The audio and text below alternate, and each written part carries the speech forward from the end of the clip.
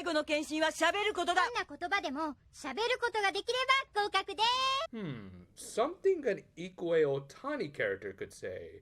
Now let's see, is there some sort of joke that we haven't done all season in regards to this voice actress? What do you think, Mimikyu? Yeah, that's what I thought too. We opened with a cold opener that really should have been the episode proper, with Doremi waking up from a nightmare where Akatsuki left her high and dry. I wouldn't say that. The actual episode proper opened with some references, including that movie Ompu was working on throughout the season, which actually turned out to be Gozmodon 2, so Godzilla raids again. Huh, I wonder what Gears' equivalent would have looked like in this universe, and wait, is that a Red Planet reference? I mean, it did come out the same year as this show, so maybe someone actually appreciates a good cult classic?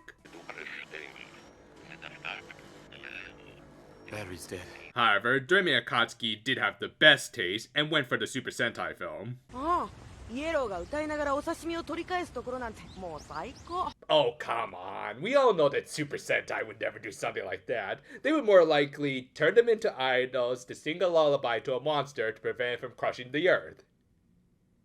Though, apparently, they used the lamest excuse possible for a crossover film, which turned out to be it was all just a dream. I mean, obviously, they were making a thematic connection with Doremi's own dream and all that, but if they did that in an actual tokusatsu crossover, I'd be kinda pissed and want my money back. Then again, it probably wouldn't make something like Superhero Tyson any worse, so who knows. But yeah, Doremi told Akatsuki about her dream.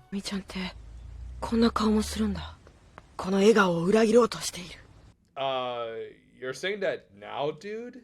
Like, up until this point, you really haven't shown that you really cared about this girl in any way, other than just as a means of wanting to capture her magic god baby. Yeah, but I'm sure this is no big deal, and won't lead into any sorts of contrivances later. That night, the Ojamajo were going to head out for Hana's final health exam, which ended up somehow keeping Pop up as she tried to tag along. Of course, her narcolepsy kicked in, but she was woken up by some MacGuffins. The seeds that they had been growing all season finally produced some fruit, except for one.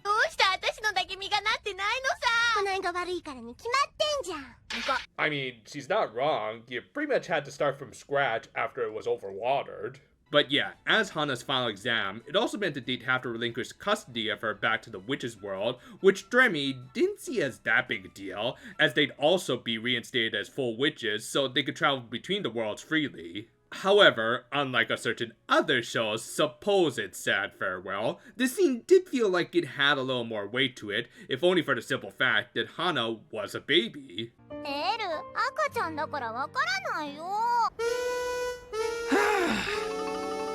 They wouldn't be the ones mainly raising her anymore, which after all they went through this season, that would be rather unfortunate, but at the same time, they needed to do what was right for their daughter. A very good scene overall, and can we just put Majorika's peace sign here in the same tier as Vegeta's? Meanwhile, the Flat 4 held an emergency meeting, having gotten a direct message from Gigi to just get their job done, as they knew the Ojamajo's extended care of Hana was running out. And, okay, well, I can kind of understand 3/4 of this team regretting betraying the Ojamajo, as they had grown at least a little close to their counterpart numbers. Akatsuki really hasn't shown any sort of hesitation to try and kidnap the toddler, and now he suddenly cares about Doremi's feelings? It's kind of like the plot is, well... Floor it? Yes. No! No! Don't floor it! Floor it? No! No, no! Don't floor it! Okay, floor it!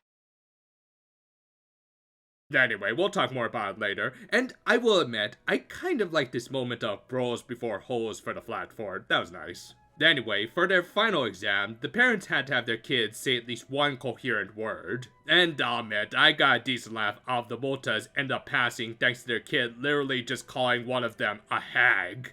It was certainly better than the Octopod family.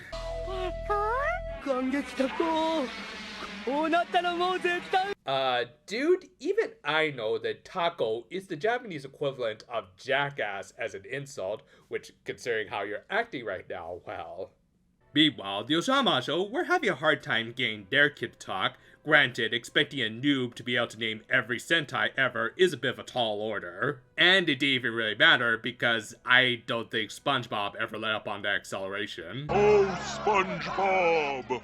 Why? The Flat Four had decided to just drop all pretenses and reveal their true identities and intentions. I would also say y'all should apologize to Oyaji, but again, it's Oyaji, so who really cares?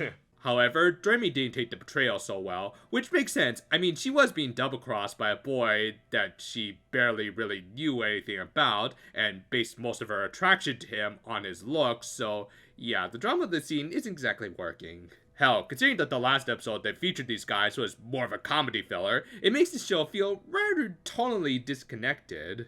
Y'all just can't have your magical cakes and eat them too, is all I'm saying. Still, I did like how Doremi was able to quickly put aside her affection for Akatsuki to rescue Hana, who they managed to rather easily take. Of course, it still rings a little hollow because of their nothing relationship, but still, Mother Doremi is better than anything. Anyway, they turned into their pottering forms to challenge the young wizards, and the magical battle they had was a little weird. Like, seriously, Aiko, you're trying to save your god baby, and yet your best form of attack is explosive takoyaki? I mean, unless you're fighting Magia Sulfur, that's not gonna be very effective. Still, it at least had a good turning point when Doremi got serious and even managed to escape from their seemingly impenetrable bubbles, much to the surprise of the Flat Four. 私が出られたのは花ちゃんへの愛情のおかげだよ。なぜそこで愛 Yeah, that clip will never get old. That said, the boys were also kind of doing this out of love for their whole world, as Hana was needed to save it. In particular, Akatsuki was determined because he was the prince of the wizard world? I'm sorry, what? Yeah, this show kind of needs to learn the importance of foreshadowing. Still, I did like that it was Doremi trying to find a middle ground where everyone could be saved that won Akatsuki and the Flat Four over. Again, I don't feel anything for this relationship, but it is nice that the lead Ojamajo is doing her job. However, this is a multi-part finale, so the episode ended with the middle-aged wizards coming in to properly kidnap Hana. This episode kind of came in like a bullet train in both the best and worst ways possible. In the case of the former, it did get a lot of plot across effectively and with some decent emotions. However, those same emotions could have come across stronger if there had been actual build-up to stuff like Akatsuki's conflictions. Granted, this isn't an issue specifically dealing with the episode itself, but it is still an issue that has been building because of the show's inability to properly plan things out. To be fair, I would not say the show's issues with backloading its plot is as bad as another franchise we cover on this channel. For one thing, it is a far more episodic show, so it gets a little more leeway for sudden developments, though not all of it, which kind of was the case here. I mean, the Flat Four and the Ojamajo coming to a head was always an inevitability, but it would have helped if this had been foreshadowed a little more along with the slight bombshell that Akatsuki was a prince. Again, not the worst example I've ever seen, but it did lead to scenes like Akatsuki quote-unquote betraying Doremi, feeling a little empty when at the very least we have never really seen the former regret his multiple attempts at kidnapping Hana. That said, the rest of the Flat Four did get somewhat decent development, so they were able to pick up some of the slack, which was supported with some well-directed scenes as they contemplated betraying the Ojamajo's trust, leading to some good bro moments. From there, Doremi's final confrontation with them was at least a good showing for her, as the little witch tried her best to find peace for all parties involved.